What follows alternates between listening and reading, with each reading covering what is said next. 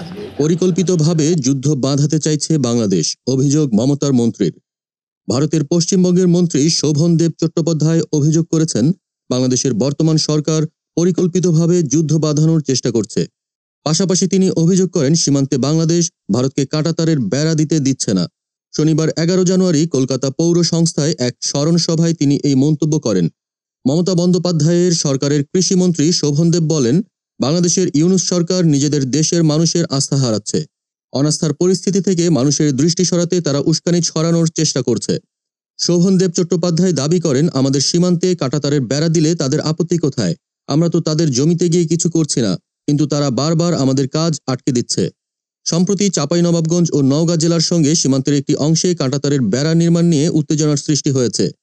ভারতের বিএসএফ সীমান্তের ভেতরে মাটি খোঁড়ার কাজ শুরু করলেও বাংলাদেশি সীমান্তরক্ষী বাহিনী বিজিবি তাৎক্ষণিকভাবে বাধা দেয়। বিজিবি জানিয়েছে, সীমান্তের নির্দিষ্ট এলাকায় কোনো কার্যক্রম পরিচালনার আগে সঠিক প্রক্রিয়া মেনে উভয় পক্ষের সীমান্তরক্ষী বাহিনীর মধ্যে আলোচনা হওয়া উচিত। এই নিয়ম মেনে না চলায় কাজ আপাতত বন্ধ রাখা হয়েছে। ভারতের বিএসএফ এর বেঙ্গল ফ্রন্টিয়ার কর্তৃপক্ষ পরে জানান, উত্তেজনা এড়াতে সীমান্তে আপাতত কাঁটাতারের কাজ বন্ধ থাকবে। পশ্চিমবঙ্গের সঙ্গে বাংলাদেশের 2216 কিলোমিটার সীমান্ত রয়েছে। এর প্রায় 50% এলাকায় এখনো কোনো বেড়া নেই। এই সীমান্ত নিয়েই দুই দেশের মধ্যে উত্তেজনা বাড়ছে বলে মনে করছেন বিশেষজ্ঞরা। দেশ জগৎ ইন্টারন্যাশনাল ডেস্ক।